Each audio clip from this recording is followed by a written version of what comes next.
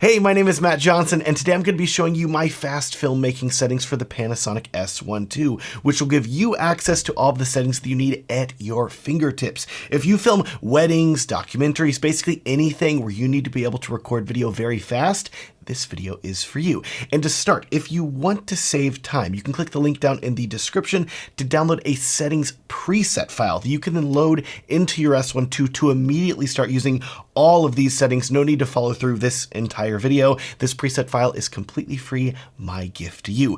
But if you want to learn more about your S1 II and really unlock all of its filmmaking potential and learn the best video formats, how to film in OpenGate, record raw video, expose vlog correctly, get pristine 32-bit float audio, plus get access to color presets that are tuned to work perfectly with Vlog on the S1 II, and join an exclusive community group where you can ask questions and be encouraged by me and others about this camera, you really need to check out my pro video guide for the Panasonic S1 II. This guide is available right now, and it is exactly what you need if you are wanting to get the most from your camera. I will link to that free settings preset file as well as the S1 II Pro video guide down in the video description. And fun fact, the rest of this video is actually going to be pulled from a lesson in the S1 II Pro video guide. It's now time to walk through the S1 II's menu together, so grab your camera and let's get started. And the first thing I want you to know is that we are going to reset my camera back to its initial factory settings, meaning that my camera is going to look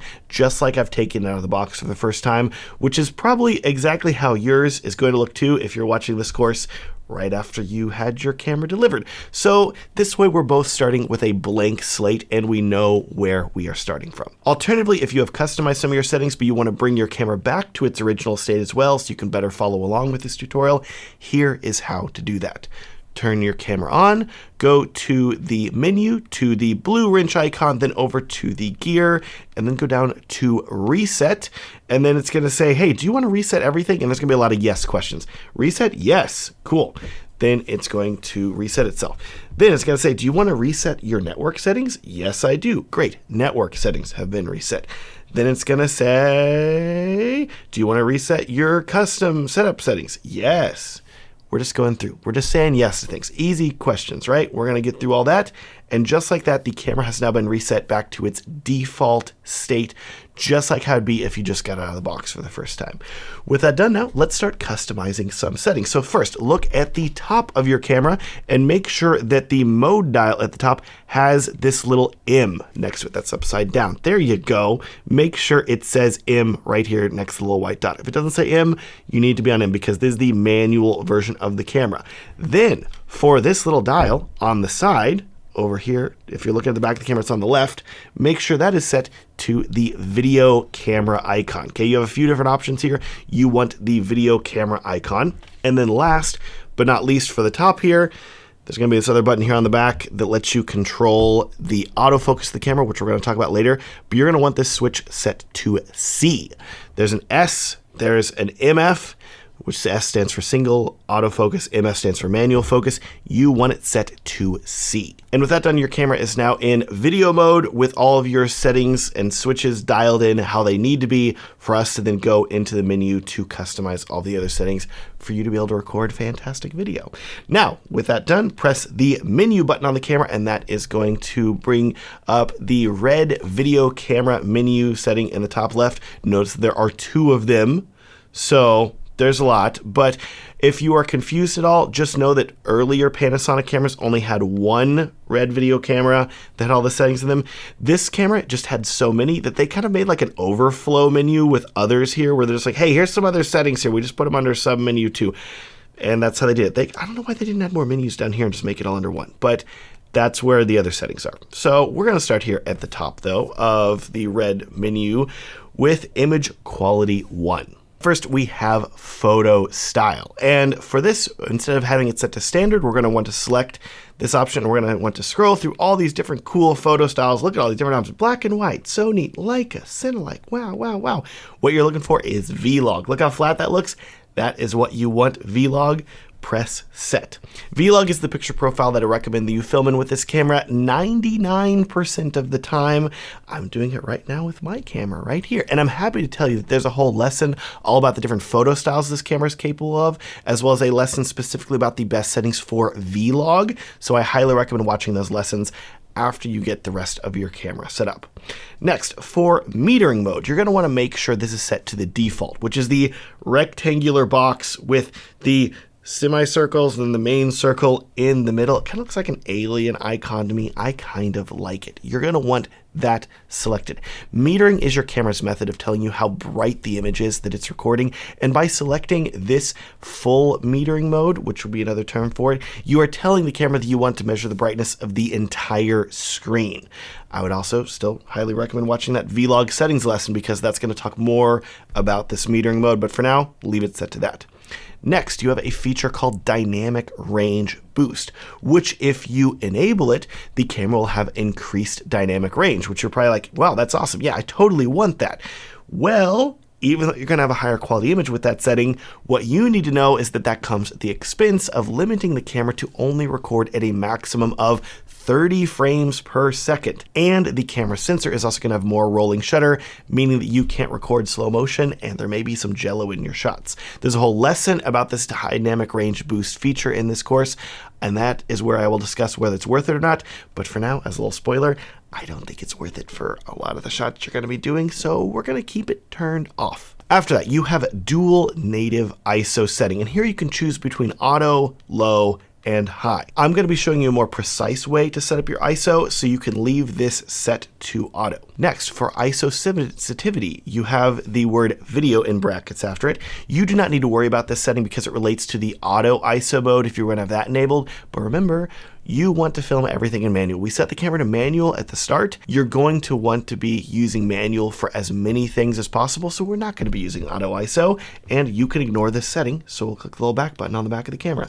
Next, you have a really cool setting called Synchro Scan, another video in parentheses there. And the way this works is that if you turn it on, the camera's going to show you a number in the bottom right. In this case, it says 64 right now.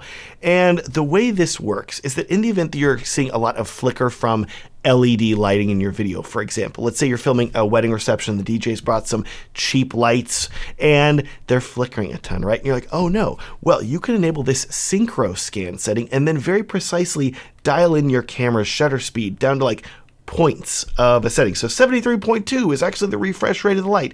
So you can actually fix this flicker because flicker is oftentimes caused by the refresh rate of the light being different and not matching up with your camera's shutter speed. So by you dialing this in manually like this, it's a great way for you to get very precise shutter speed and prevent flicker. So my recommendation to you is that if you see that your lights are flickering in your video, first scroll this top back dial to adjust your shutter speed and see if you can remove it that way. But if you're still seeing flicker, even though you've tried to dial things in as precisely as you can there, turn on this synchro scan setting, and that's going to enable you to much more precisely dial in your shutter speed and remove that flicker. Otherwise though, I would leave this setting turned off. Next, you have a shutter speed limiter setting, which you can turn on and off. This is a setting that you would enable if you were using one of the auto shutter modes, but because we're filming it all manual, let's turn this puppy off. We don't need that. After that, you have a setting that is grayed out. It says master pedestal level. What the heck does that mean?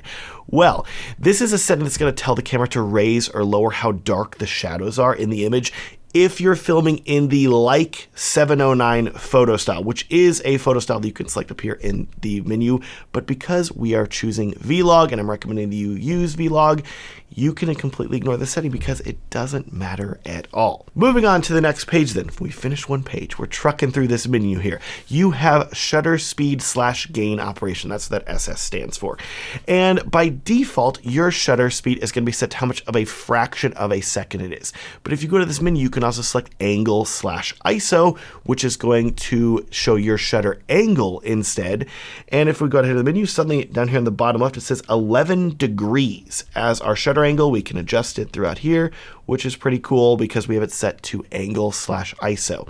And whether you choose to use shutter angle versus second/ISO versus second/decibels, which we'll talk about here in a second, this is really going to come down to a matter of personal preference for you, but shutter angle can be really useful, especially if you're dealing with flicker.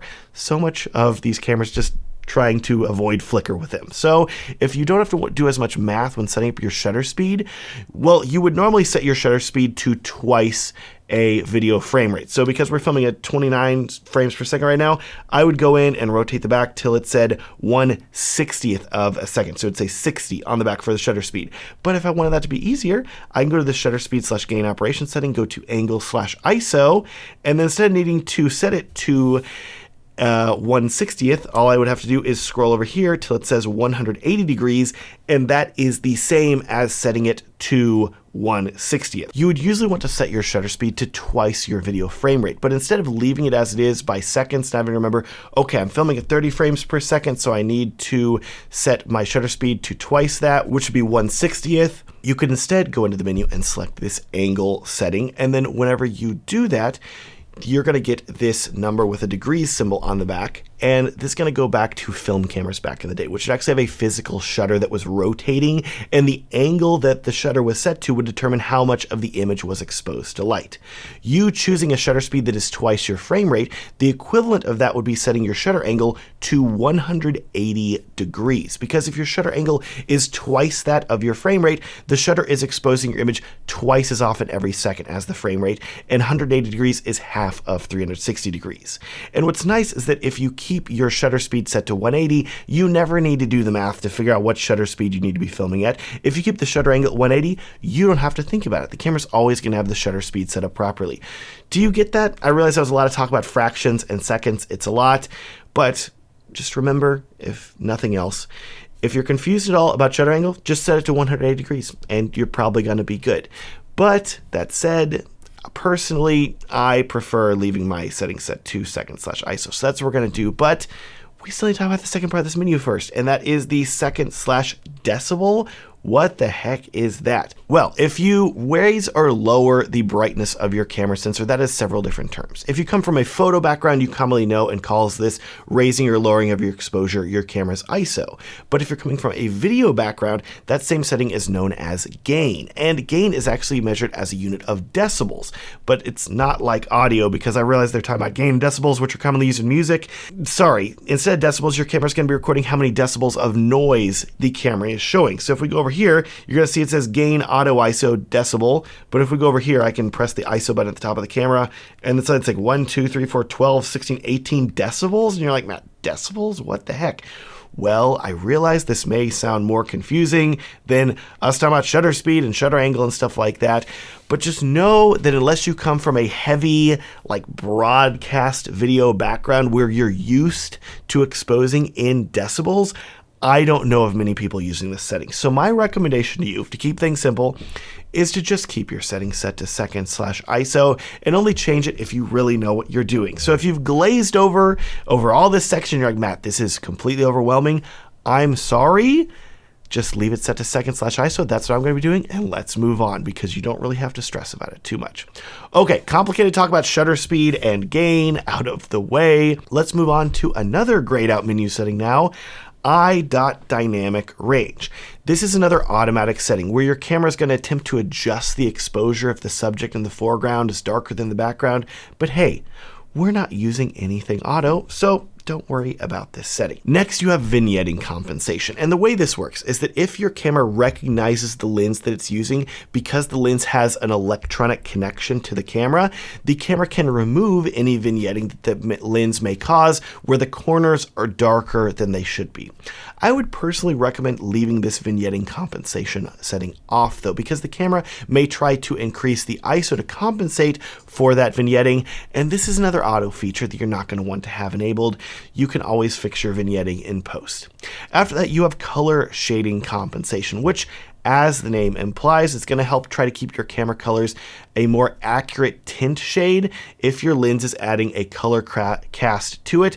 But this is another one of those auto settings you're not going to use, so let's go back and we're not going to touch it.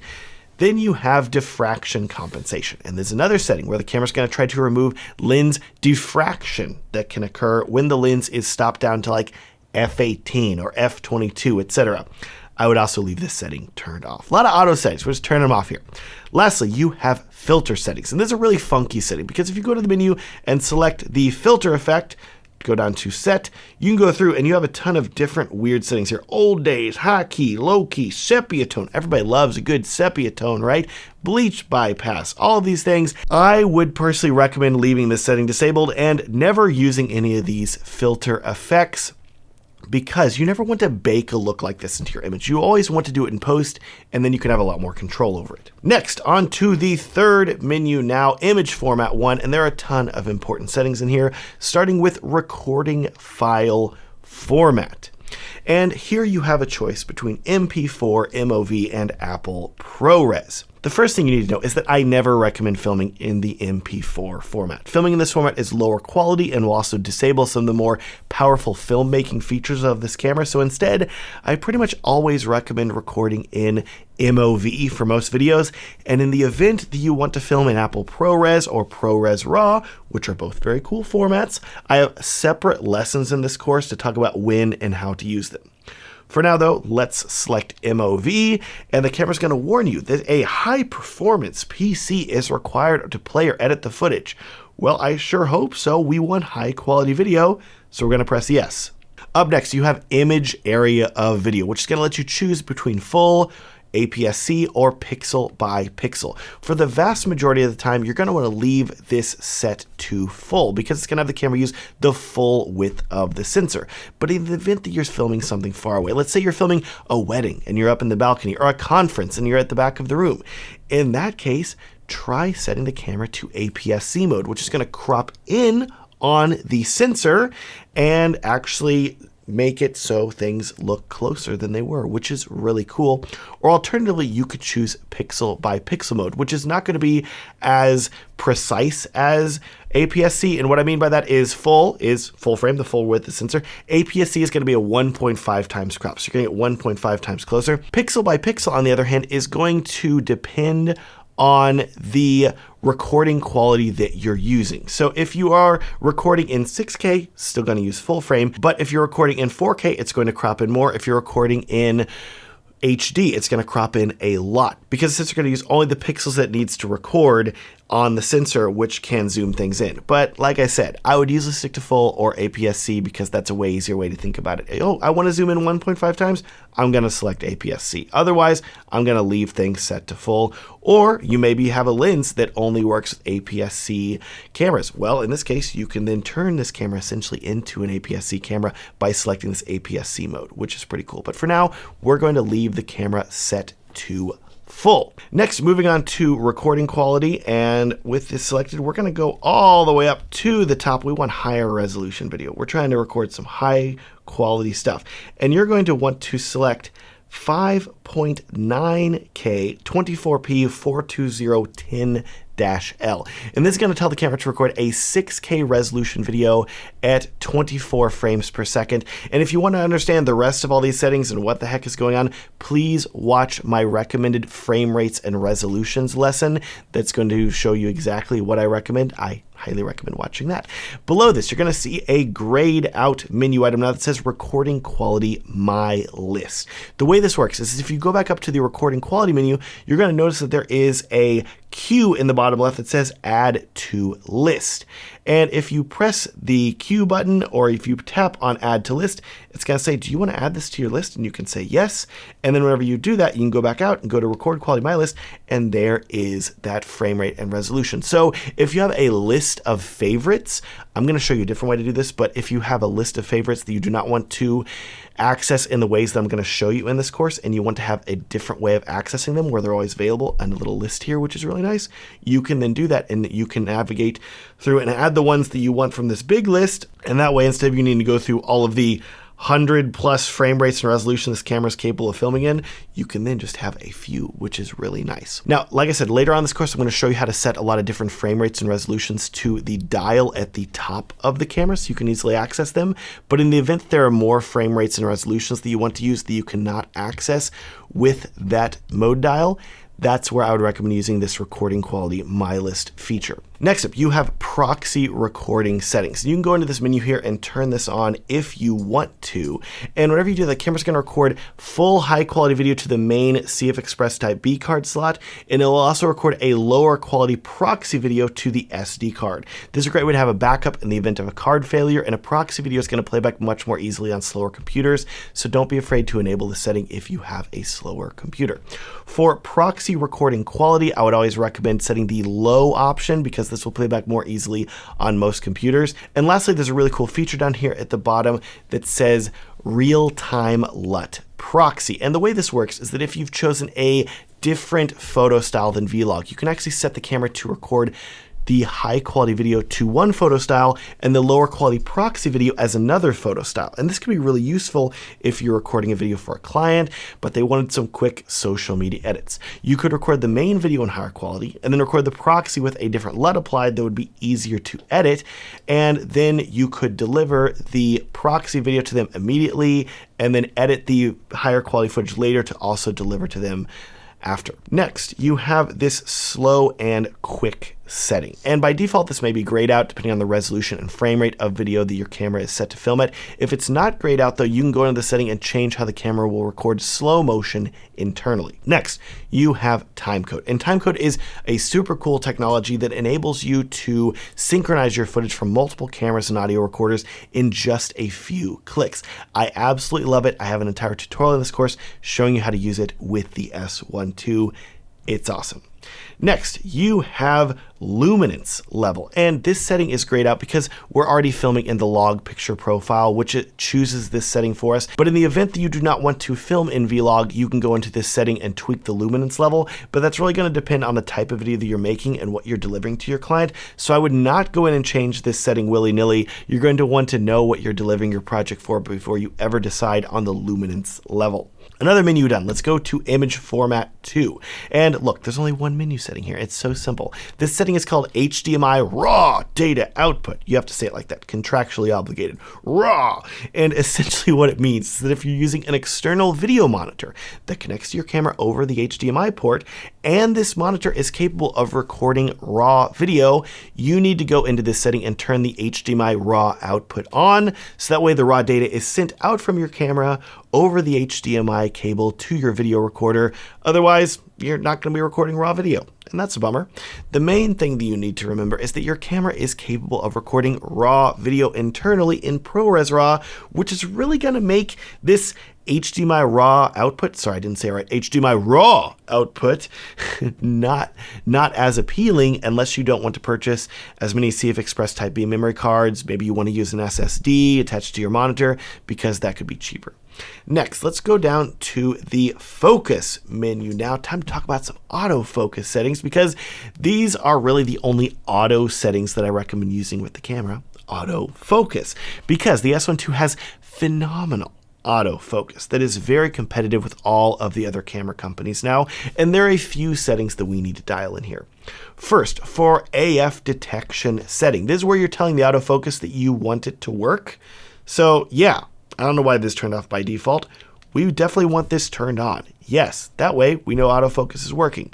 Then we're going to run through the rest of these settings very quickly and make sure they're dialed in right, because I have a completely separate lesson in the course that covers all these autofocus settings in detail. So I would highly recommend watching that. But for the sake of making sure the settings are dialed in correctly here, you're going to go down to detecting subject, make sure that is set to human. And then for the target parts, you're just going to leave this set to eye, face / body. We do not need eye / face or urban sports, which is a cool new setting for the S1 II. Watch the autofocus lesson to learn about that.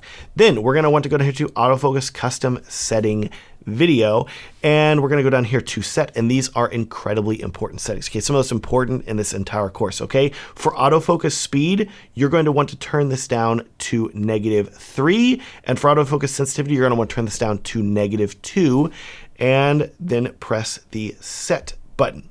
For focus limiter, you can leave this turned off. For autofocus assist light, notice there's like a little light on the front of the camera here. It's over here, it's hidden away. For autofocus assist light, turn this off. You don't want any lights turning on your camera.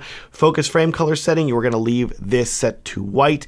It's going to basically be a setting where if you have a different focus mode, it's going to show the frame a different color, but because we're going to be using the wide focus mode, which we'll talk about in just a second, you don't need to worry about that because it's not going to show up anyways. Focus peaking, we're going to turn this off, but if you want to have focus peaking turned on, that can help you whenever you're manual focusing, but for now we're going to leave it there. Focus frame moving speed, you want to leave that set to fast, and we are on to audio. Remember, if you want to learn more about autofocus, watch the autofocus lesson.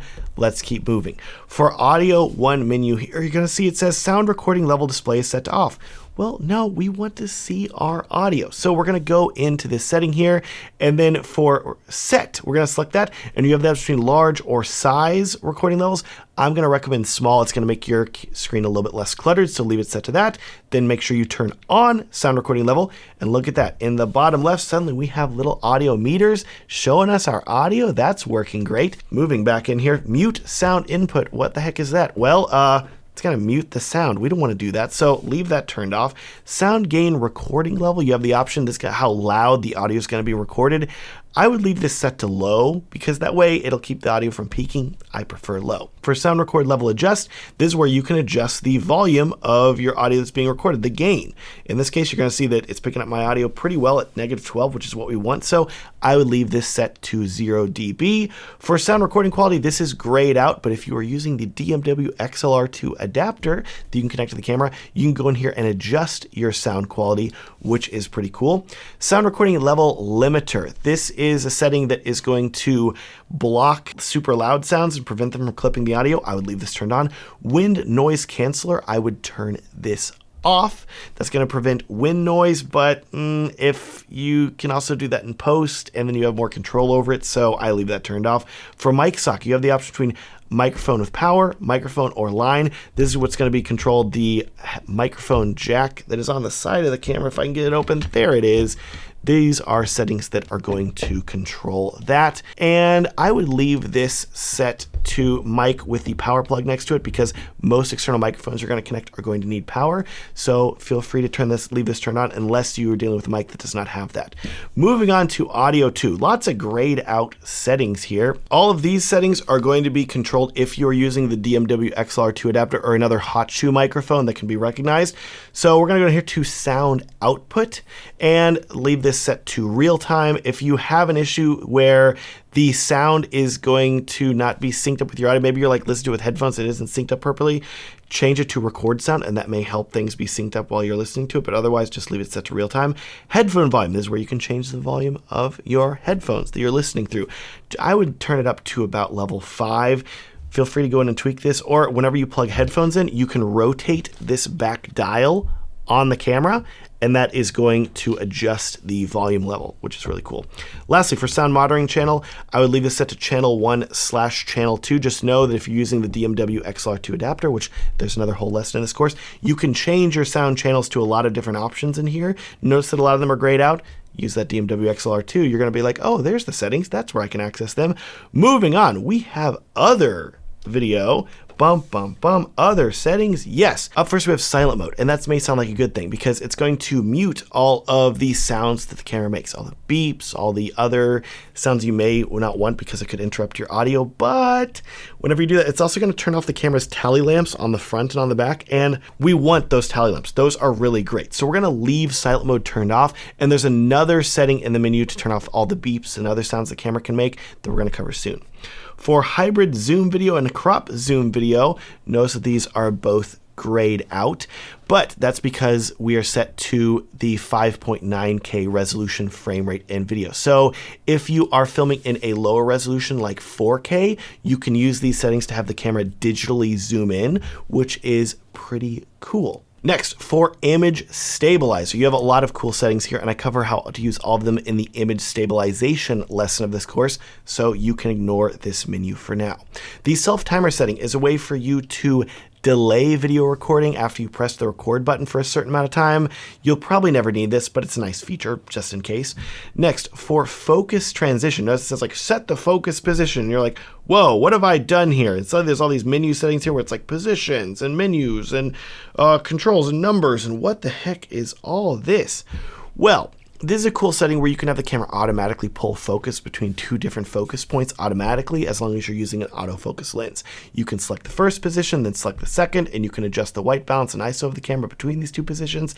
It's neat, but I struggle to think of a time that I would actually recommend using it versus just manually focusing or using autofocus. So it's there if you want it. Next, you have loop recording, and this setting is very dangerous because the way that works is the camera will continually record indefinitely, and after the memory card fills up, it simply deletes the oldest video clip to keep recording.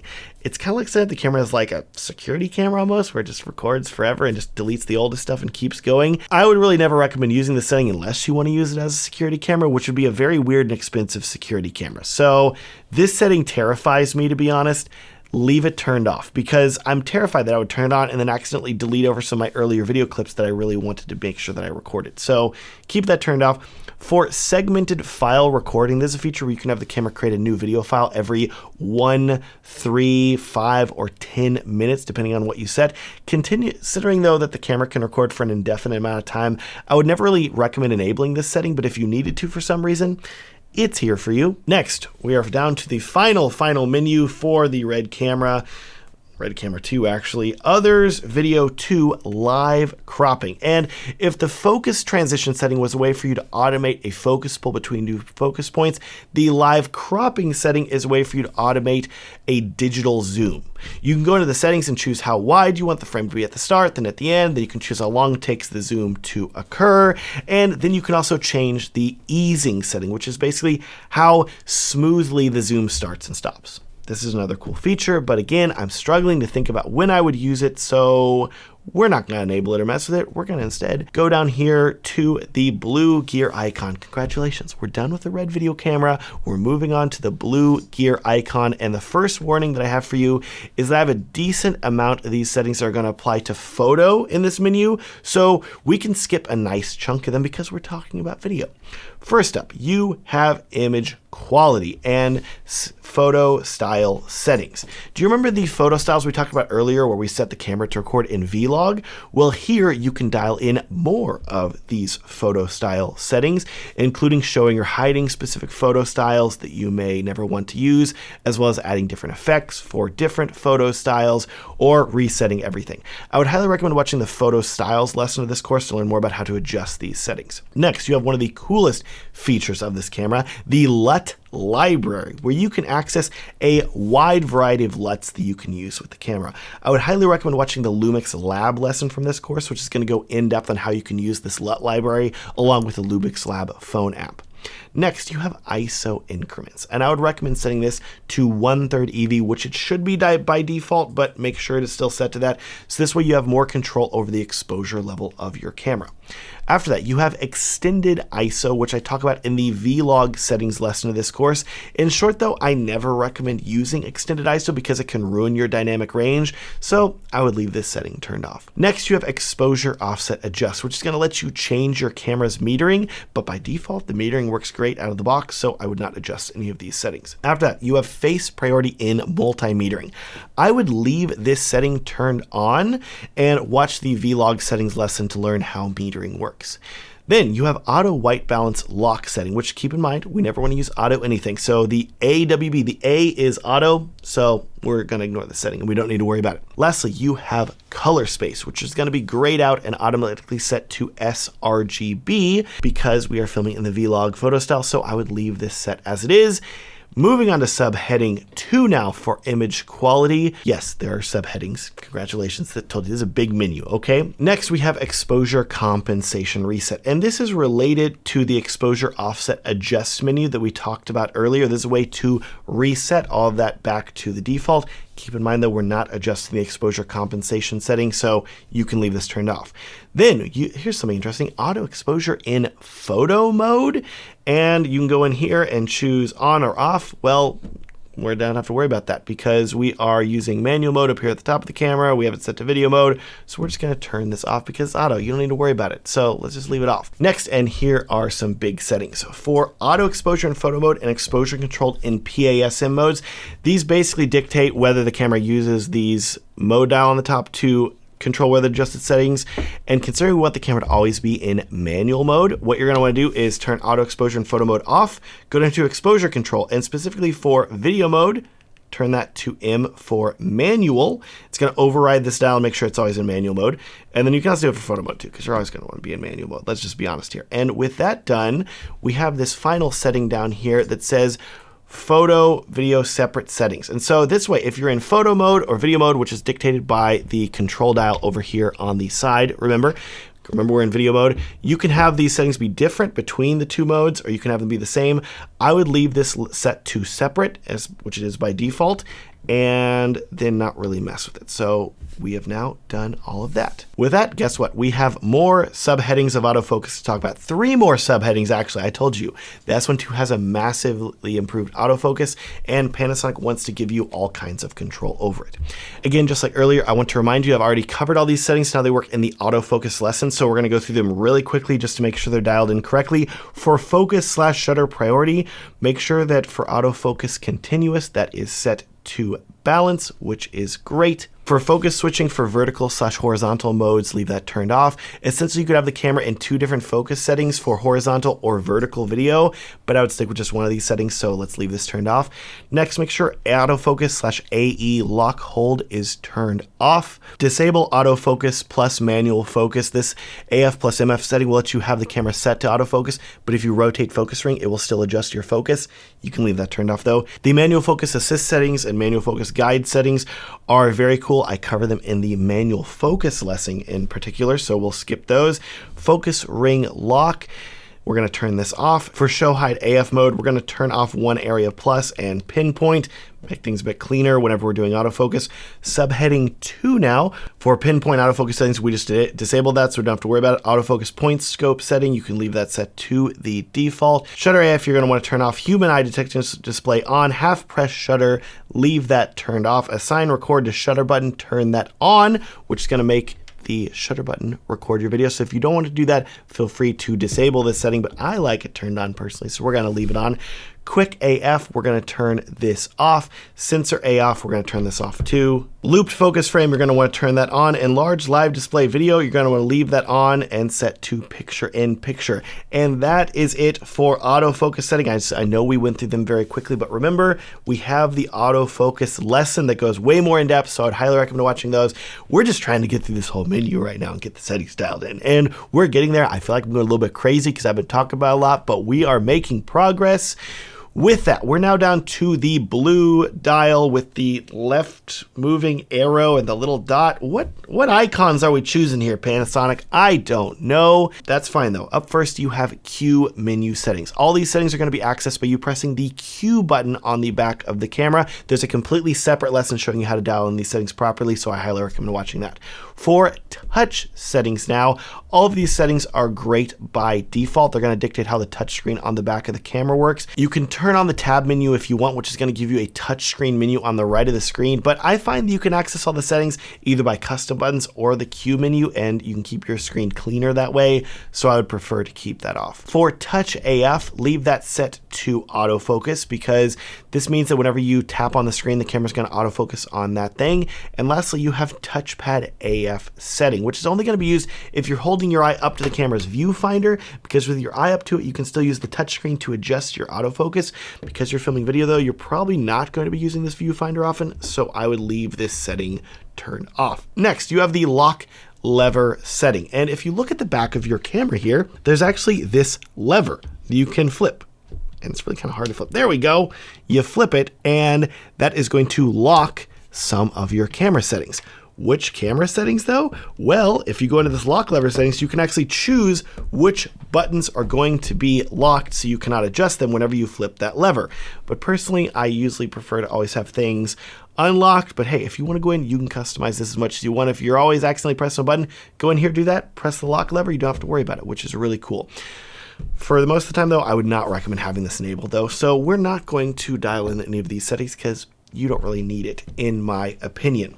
Next, you have the function button settings, and this is where you're going to customize all of the different buttons on your camera, which there are a lot of them, and pretty much all of them can be customized, which is really cool. And I want you to know I have another entire lesson talking about how to customize all the buttons, and that lesson is going to show you which buttons I recommend customizing and where, so I'd highly recommend watching that. Next, you have the white balance / ISO / exposure button settings, which if you look up here at the top of the camera, there are 3 buttons: white balance, ISO, and exposure settings. So this menu option dictates how those 3 buttons work. And all this menu lets you do is you can either have it change the settings while you're pressing it, so you have to basically hold the button down and then scroll through the settings, or you press the button one time and you can change the setting, or you can have it press the button and you can press the button again to change the settings just by repeatedly pressing, like the ISO button, it'll scroll through the ISOs. I prefer after pressing 1 though, because you don't want to accidentally press the button multiple times and have it changing your settings. You want to kind of think of the white balance and ISO buttons, etc., as like toggles. So I would select after pressing 1 for this setting. Next, you have the ISO displayed setting. And the way this works is that if you press the ISO button on the top of the camera here, that's going to bring up the ISO menu that lets you change your ISO. But if you want to adjust whether the front or rear dials of the camera can change your ISO, or only one of them can, or one of them can change a different setting, like the auto ISO limit, in that case, you can go in here and change this setting. But because I always recommend using manual ISO levels, I would recommend setting the front and rear dial to let you change the ISO by the default. So let's just leave this set to ISO / ISO, and you'll be good to go. Next, you have exposure compensation display setting. And this is another feature where you can adjust the metering of the camera, but this is also a setting that I never really recommend using, so you can ignore this. And if you want to learn more about metering, please watch the vlog settings lesson. Lastly, at the bottom of this menu, you have dial settings. And these settings are going to dictate what the front and back dials on the camera do. By default, the front dial is going to adjust your lens aperture and the rear dial is going to adjust your exposure speed. And I really like how this is set up out of the box, so I would not recommend changing it. But if you want to, you can go in and assign these dials to adjust different settings. You can adjust the rotation if you want them to rotate backwards instead of forwards. Maybe you're coming from a camera where they rotate the other direction. You're like, no, I prefer that. Well, you can go in here and change those settings there. You can also tweak the control dial assignment on the back of the camera, which I recommend leaving it set to as it normally is, which is going to adjust your headphone volume if you have headphones turned in. Otherwise, I don't prefer really having this big wheel on the back adjust anything by default, because the amount of times you're actually going to bump it and change a setting is often. So it's easier to do that and just leave it. That way it's only going to adjust your headphones if you have headphones plugged in, which is great. Next, I would leave exposure compensation turned off, dial representation of switch setup and rotation. We already talked about that. So let's go on to the next menu, which is operation joystick setting. And there's this little joystick on the back of the camera. It's right here. Looks like a little nipple, right? It's a little like nipple button. There it is right there.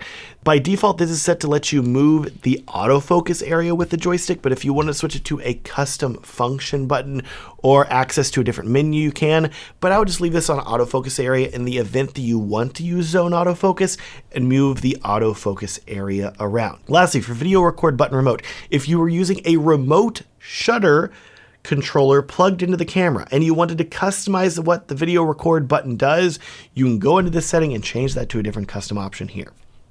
I wouldn't mess with it though. So we're just going to keep on moving here to monitor / display photos, the little blue camera. Well, they're all blue in this menu, but you know what I'm saying. It's blue with the little dots next to it. First up, you have auto review, which is great out because this is commonly used whenever you take a photo and then have the photo immediately pop up on the back of the screen, but we're recording video, so there's no need for this setting. Next, you have constant preview, which is a setting on all Lumix cameras going back many years. And while this setting is primarily for photo and that it makes the camera always show how the photo is going to look before you take it on the back screen, this is also a setting that I don't really see any reason to have turned off, so I would leave it turned on.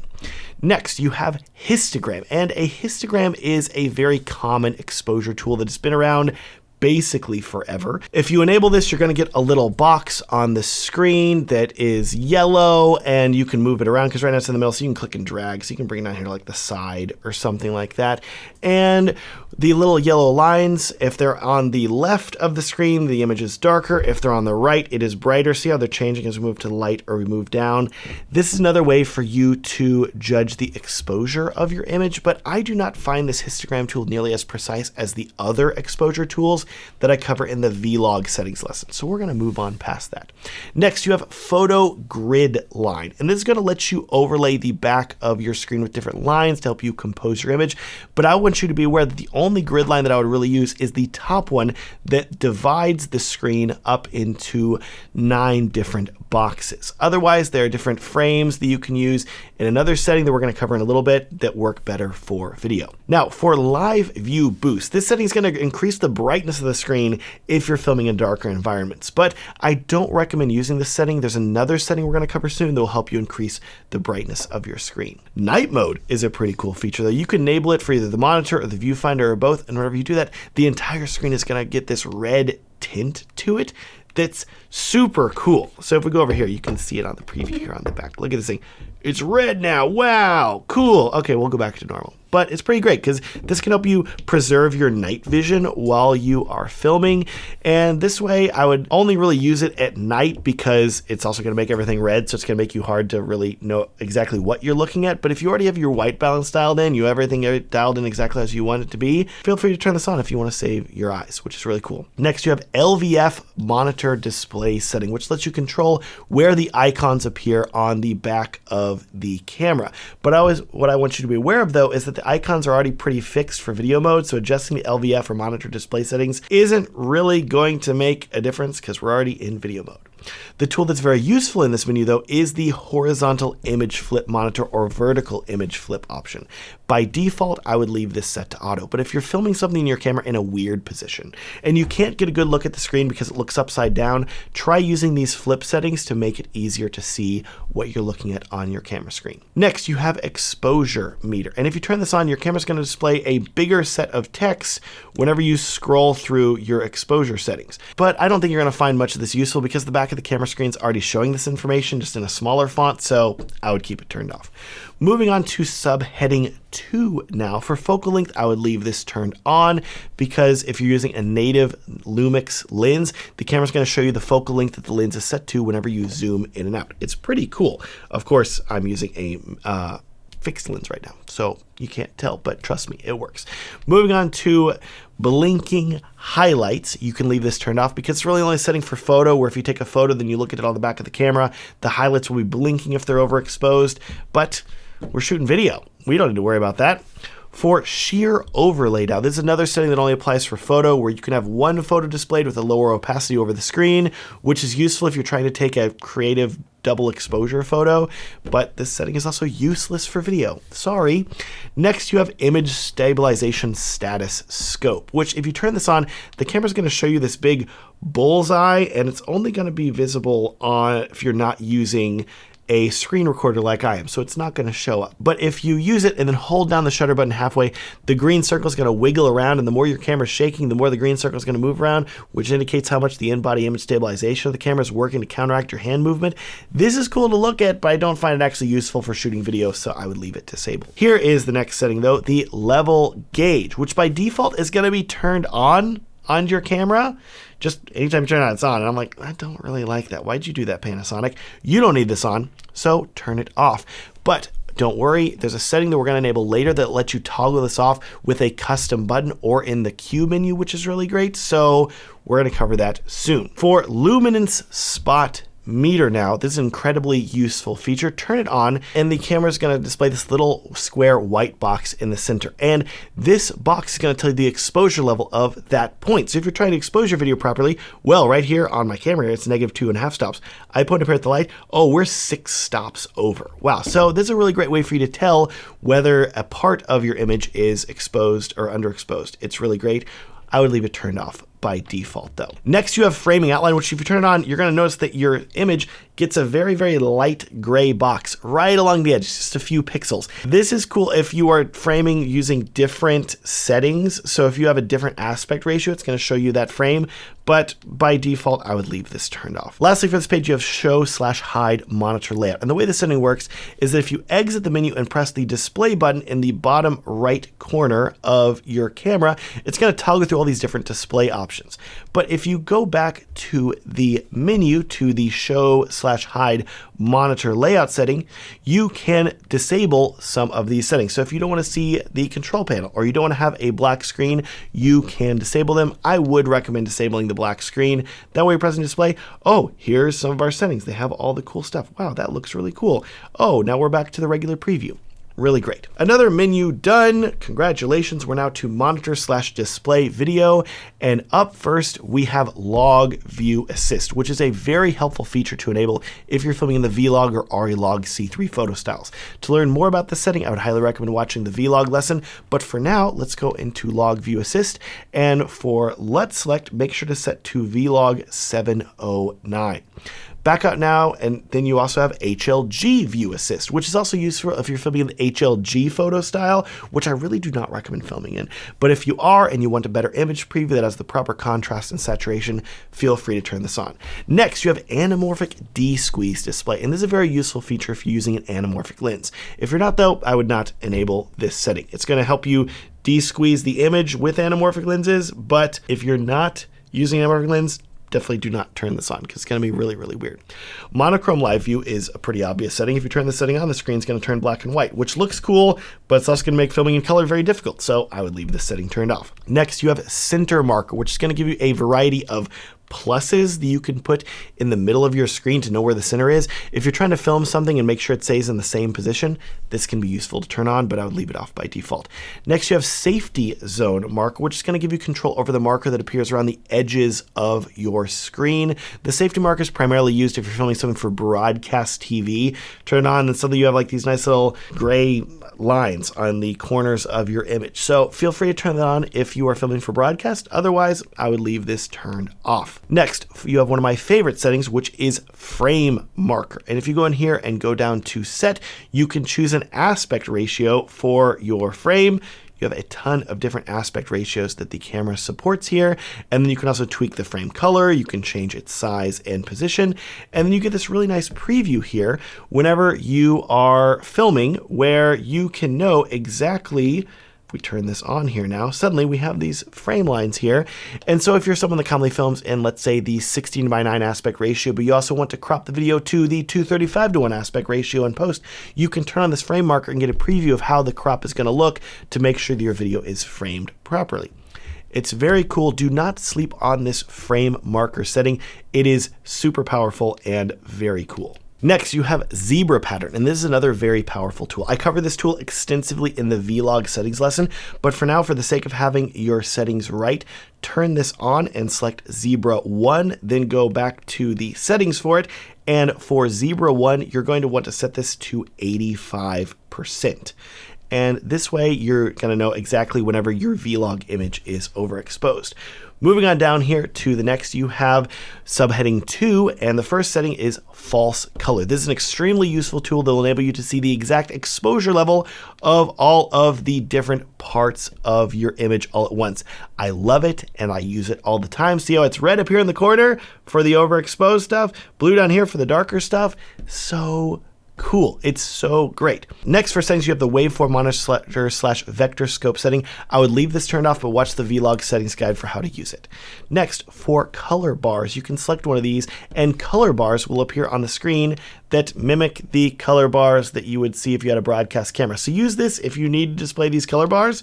If not, then don't, and I wouldn't worry about it. Next, you have red recording frame indicator. Always turn this setting on. This is going to add a red frame around the image to make sure that it is always telling you whenever your video is recording. If you're not recording, it's not going to show up, but if you press the record button, suddenly you get this red outline around your screen. It is so nice. It's so wonderful to have. Highly recommend turning that on. Likewise, I recommend turning on the streaming blue frame indicator. If you are live streaming with your camera, it's going to give you a blue frame.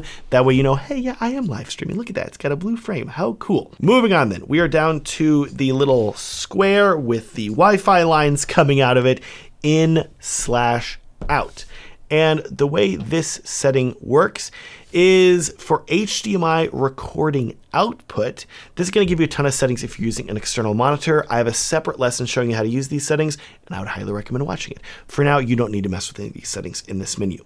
But next, you have a very important setting, and this is the fan mode setting, which can help keep your camera from overheating. I have an entire lesson about fan modes and how you can keep your camera cool, but for now, make sure your camera fan mode is set to Auto 2, because this is the best setting, in my opinion, to prevent overheating. Lastly, you have tally lamp settings, and the tally lamps are the lights on the front and back of the camera that will light up to tell you if it is recording. Press record.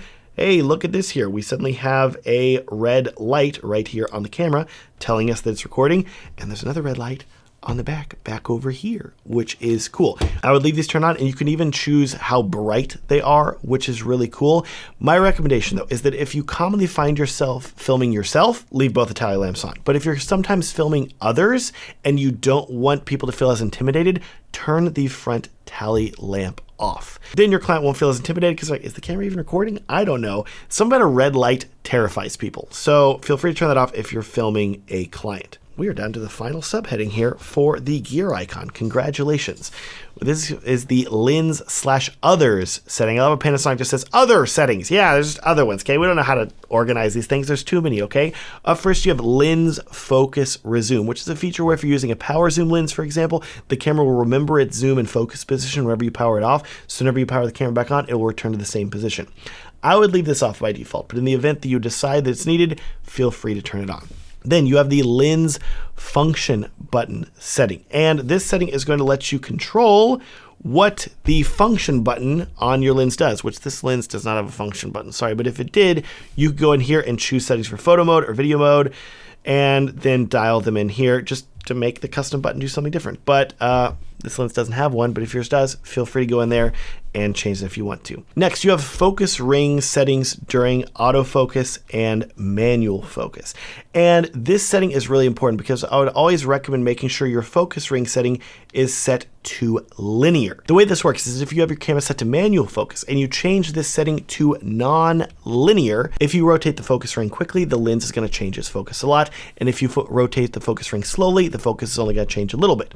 Alternatively though, if you change the focus ring to linear, then no matter whether you rotate it fast or slow, it's still going to only rotate the same amount. By setting the focus ring control to linear, this makes manual focus a bit easier. You can even go to the setting and change how much you want to have to rotate the focus ring to adjust your focus, but I would just leave it to the default unless you test it and discover you like a different setting. Next, you have autofocus micro adjustment. This is really only useful if you're having issues with your autofocus and it's not focusing properly. This can help you tweak it for your lens so it focuses properly, but I would not change this setting unless you know what you're doing and you have a very specific issue that you're trying to correct. Otherwise, you may mess up the autofocus of your lenses and you don't want to do that. For lens information, if you're using a non-native lens on your camera, you can go to the setting and enter the information for it so the camera will better understand the lens, but otherwise you don't need to mess with this setting.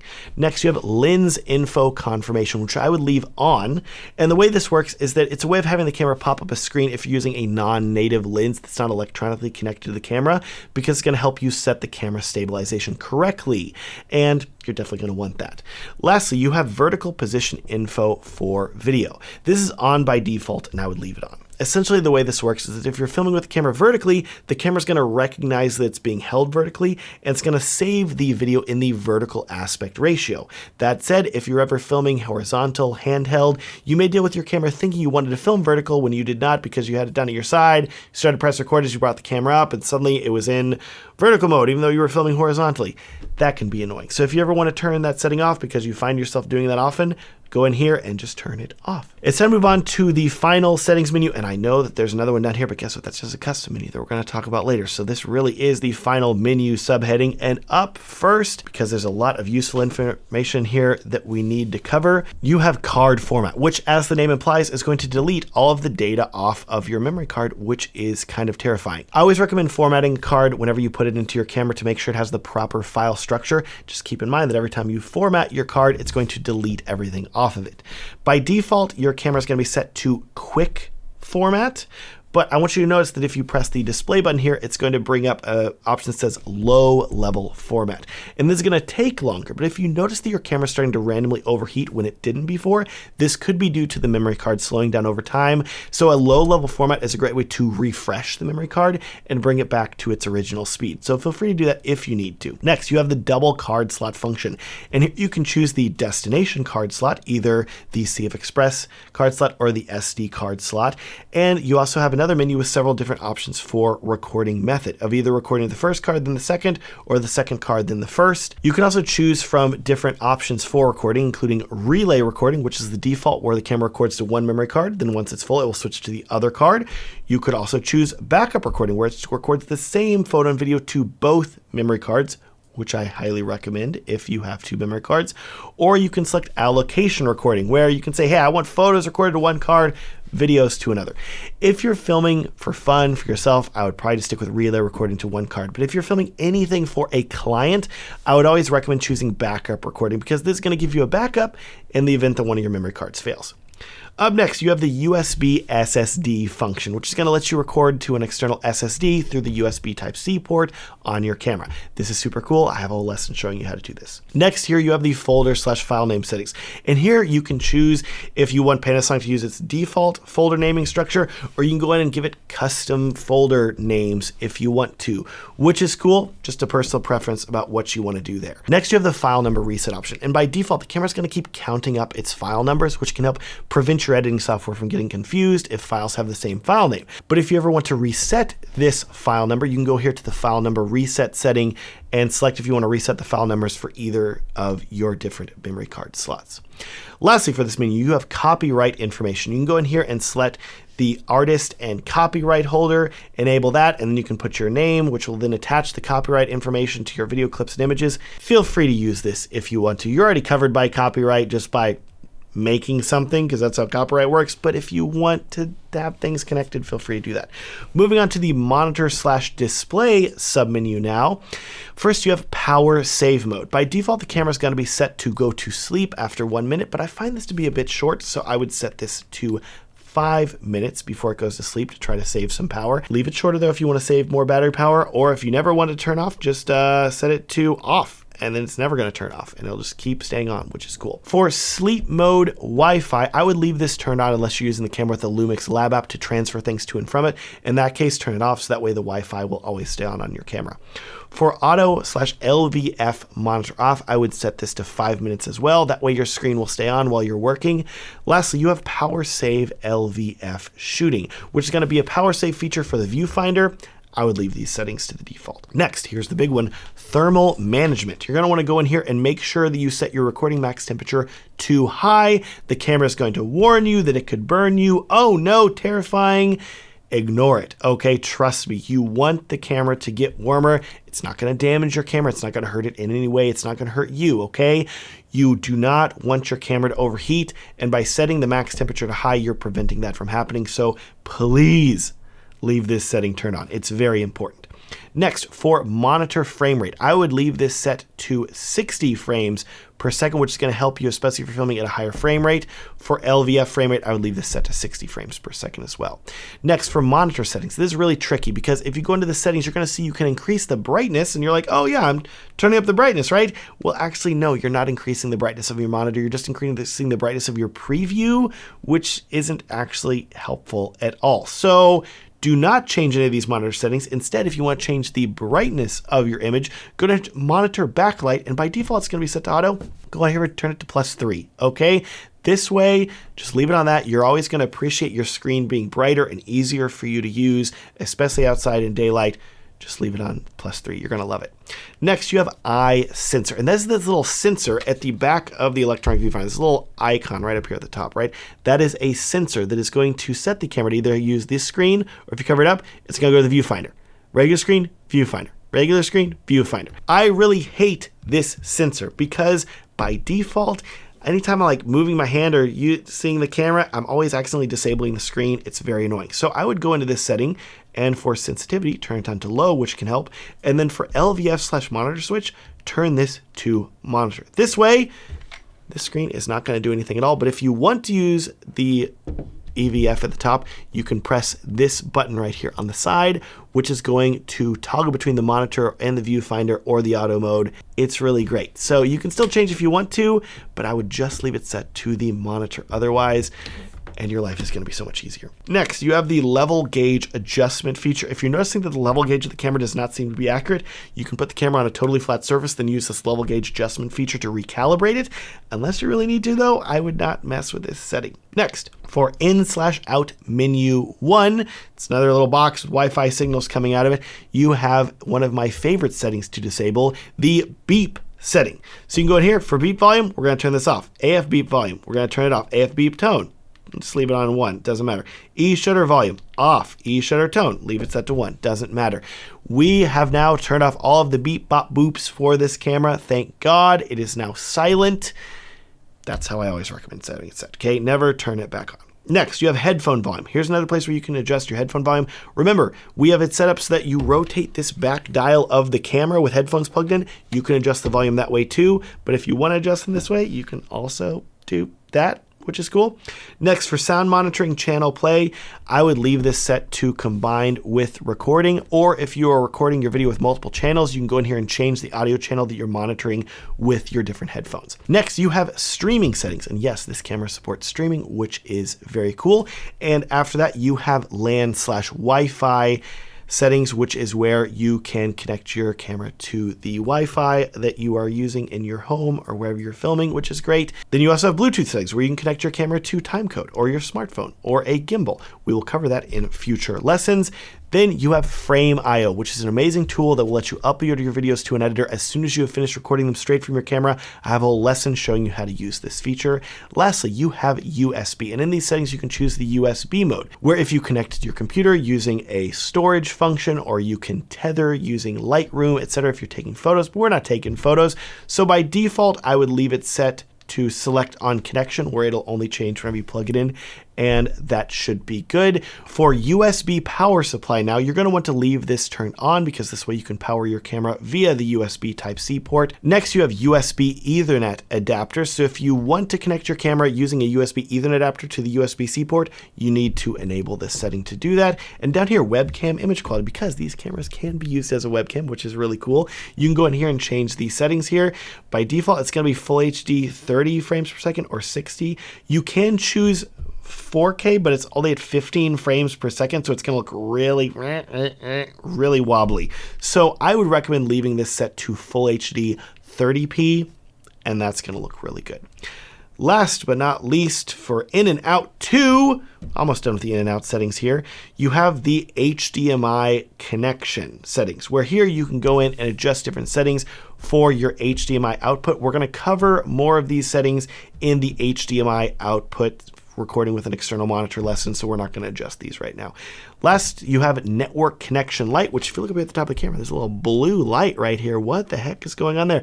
This is the network connection light. Pretty cool. So it's going to tell you if the camera is connected to Wi-Fi or Bluetooth is on, etc. It does different things depending on what you have enabled, but I would leave this turned on. That way you know if your camera is trying to wirelessly connect two things, which is really cool. Moving on now, we have the setting. You notice it says settings. Yes, so we're in the wrench icon for settings, and you have these different custom modes and custom mode settings here. One of the benefits of this course is I'm giving you access to all the custom camera settings that we're dialing in right now for these menus, as well as custom buttons and dials, etc. This save and load custom modes and custom mode settings menu is where you're going to be loading all of these different custom settings. So one setting that you're going to want to make sure that you enable in this setting is go to here to save/restore camera setting.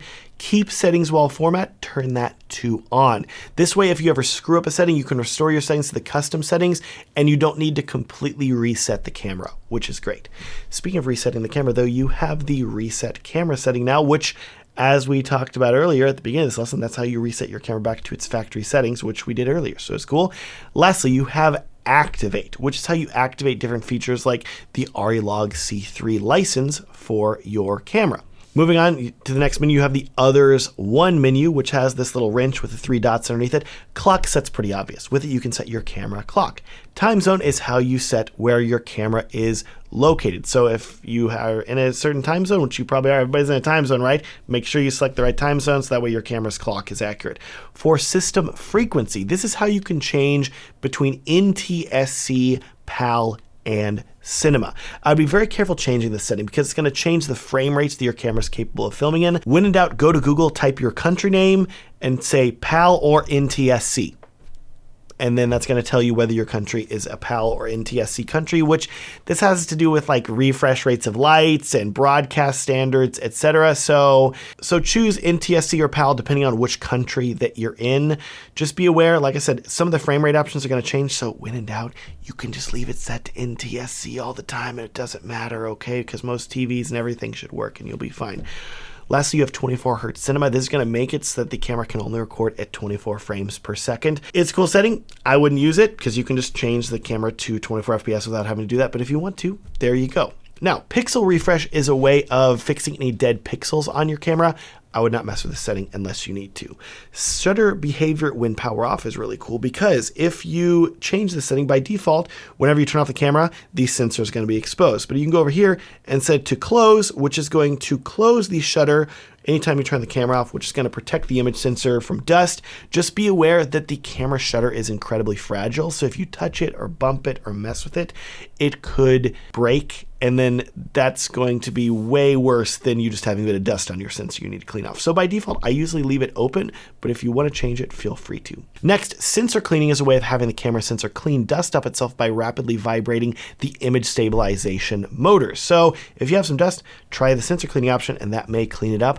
After the camera vibrates these motors, though, it's then going to lock the image stabilization motors so that way you can access the sensor and clean it without the sensor moving. So I would use this if you needed to remove dust from your sensor. For language, this is pretty obvious. It lets you change the language of the camera. Yeah. For firmware version, this lets you check the firmware version of your camera and lens. And in addition, if you needed to update your camera firmware, this is where you can select firmware update that will update the firmware from the memory card if you have copied the firmware to it. Scroll down here to the Others 2 menu now, approved regulations. Yeah, we got blah, blah, blah, FCC. Okay, who cares, right? Don't worry about it. Root certificate, though, is useful if you are connecting your camera to certain networks, but otherwise I wouldn't worry about it. Last but not least here, we have the custom menu. Little purple person here. I have a completely separate lesson covering how to use and customize this menu. And that is it for your settings, right? It is right? We're done, right, Matt? Well, sorry, we're actually not done. I lied to you, okay? Go back out to your main menu. You thought we were done. I know. Hit the play button on the back of your camera, okay? Hit this play button. Whenever you do that, the camera's going to bring up previously filmed video clips here. In this case, it's the one that I filmed earlier of just the random camera screen here, right? Hit the menu button again. Whenever you do that, it's going to bring up, which is going to have, hey, these look similar, right? These are similar settings we have. Well, let's go down here. Wait a second. There's another green menu icon down here, and this is the playback menu. So we need to talk about this too, because hey, we're talking about all the menus. Let's keep going here, okay? You thought we were done? Sorry, we're not done, but we're almost done, okay? Playback mode is going to let you choose whether you want to play back everything or just pictures or just videos from your camera. Slideshow is going to let you play back a slideshow of pictures or videos that the camera has recorded. Rotate display will rotate the camera display if things were taken vertically. Picture sort lets you sort images on your memory card. Magnify from autofocus point is only for photos, so don't worry about it. LUT view assist and HLG view assist is useful if you're viewing your video and you want to have a LUT on it whenever you're playing it back, so that way you can have it colored if it's log, etc. That's really useful. Anamorphic desqueeze display will desqueeze your anamorphic video so you can play it back on your camera screen, which is very useful as well. Behavior after video playback. You can choose what happens after you play a video. Either it's going to stop playing or it'll pause in the last frame. Gives you a bit more control. Personally, I would just leave this on end playback. Next, you have the process image menu, and this is actually super cool and important. This is where you can process your time lapses or stop motion videos if you've taken photos for either of these things. I have a lesson showing you how to record time lapses with this camera, and it's pretty great, and I highly recommend watching it. This is where you access those settings for a time lapse. Next, you have the add/delete info menu. You can choose to protect some of the images to keep them from being deleted, but just be aware that formatting your memory card will still delete your images even if they're protected, so it's kind of a useless setting unless you're like going through and like manually deleting images. without formatting, but that's a pain, so you're not going to use that. Here you can do things like edit or resize images, but video divide is cool because you can actually split up a video into different pieces in camera if you wanted to do that.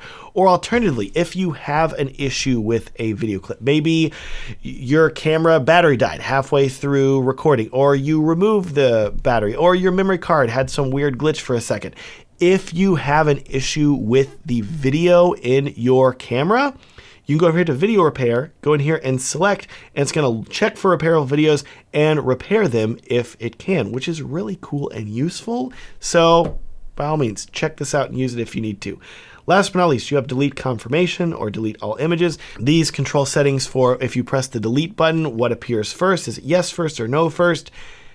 I always recommend formatting your memory card instead of using the delete feature, so you can ignore that. And that is the menu system for the Panasonic S1 II. With all of these settings dialed in properly, your camera is now optimized for fast and high quality filmmaking. But there is so much more. You still have tons of buttons that can be customized. The mode dial on top can be used to quickly switch between resolutions and frame rates in half a second. There's a quick menu on the back of the camera that needs to be optimized, and so much more. Please don't forget, you can save yourself the hassle of going through all these settings yourself if you download the camera settings preset file and install that to your camera. So please do that. It's linked below completely for free. But if you want to fully understand how to get the best from your S1 II, and if you enjoyed watching this deep dive into the menus of the camera, you need to check out my S1 II Pro video guide, because it's going to help you truly master this camera and get the absolute most from it. The Pro video guide is linked down below. Thanks so much for watching. Please like this video